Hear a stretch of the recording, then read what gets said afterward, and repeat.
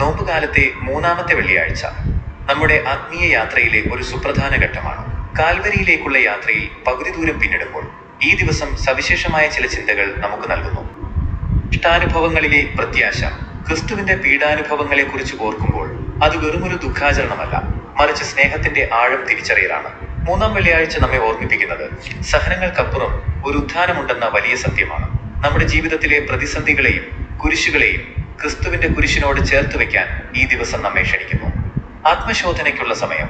ഈ നോമ്പുകാലത്ത് നാം എടുത്ത തീരുമാനങ്ങൾ എത്രത്തോളം പാലിക്കാൻ സാധിച്ചു എന്ന് ചിന്തിക്കേണ്ട സമയമാണിത്. പ്രാർത്ഥന.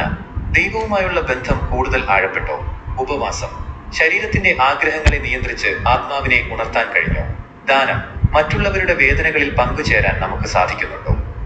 ഒരുവൻ എന്റെ പിന്നാലെ വരാൻ ആഗ്രഹിക്കുന്നെങ്കിൽ അവൻ തന്നെ പരിത്യജിച്ച് തന്റെ കുരിശുമെടുത്ത് എന്നെ അനുഗമിക്കട്ടെ. പ്രായശ്ചിത്തവും പുതുക്കലും.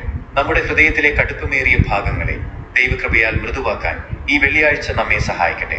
വെറുപ്പും വിദ്വേഷവും വെടിഞ്ഞ് ക്ഷമയുടെയും കരുണയുടെയും പാത സ്വീകരിക്കാൻ നമുക്ക് പരിശ്രമിക്കാം. ഈ നോമ്പുകാലം വെറുമൊരു ചടങ്ങല്ല, മറിച്ച് ക്രിസ്തുവിലേക്കുള്ള ഒരു തിരിച്ചുപോക്കാണ്. കാരുണ്യവാനായ ദൈവമേ, അങ്ങയുടെ അനന്തമായ സ്നേഹത്താൽ ഞങ്ങളെ വീണ്ടെടുക്കാൻ വേണ്ടി കാൽവരിയിലെ കുരിശിൽ സ്വയം ബലിയായി തീർന്ന ഈശോയെ ഞങ്ങൾ അങ്ങയെ ആരാധിക്കുന്നു. ഈ നോമ്പുകാലത്തെ മൂന്നാമത്തെ വെള്ളിയാഴ്ച അങ്ങയുടെ പീഡാനുഭവങ്ങളെ ഭക്തിപൂർവ്വം ഞങ്ങൾ ധ്യാനിക്കുന്നു. ഈശോയെ, ഞങ്ങളുടെ ജീവിതത്തിലെ പ്രതിസന്ധികളിലും പരാജയങ്ങളിലും തളർന്നു പോകാതെ സ്വന്തം കുരിശും ചുമന്ന് അങ്ങയെ അനുഗമിക്കാനുള്ള കൃപ ഞങ്ങൾക്ക് നൽകണമേ. ഞങ്ങളുടെ ഉള്ളിലെ സ്വാർത്ഥതയും അഹങ്കാരവും വെടിഞ്ഞ് മറ്റുള്ളവരെ സ്നേഹിക്കാനും ക്ഷമിക്കാനുമുള്ള ഹൃദയം ഞങ്ങളിൽ നട്ടുപിടിപ്പിക്കണമേ. ഈ നോമ്പുകാലത്ത് ഞങ്ങൾ നടത്തുന്ന ഉപവാസങ്ങളും പ്രാർത്ഥനകളും പരിത്യാഗ പ്രവൃത്തികളും അങ്ങേക്ക് പ്രീതിയുള്ളതാക്കി മാറ്റണമേ. തകർക്കപ്പെട്ട ഹൃദയമുള്ളവരിലേക്കും രോഗികളിലേക്കും കഷ്ടപ്പെടുന്നവരിലേക്കും അങ്ങയുടെ സാന്ത്വനമായി ഞങ്ങളെ മാറ്റണമേ.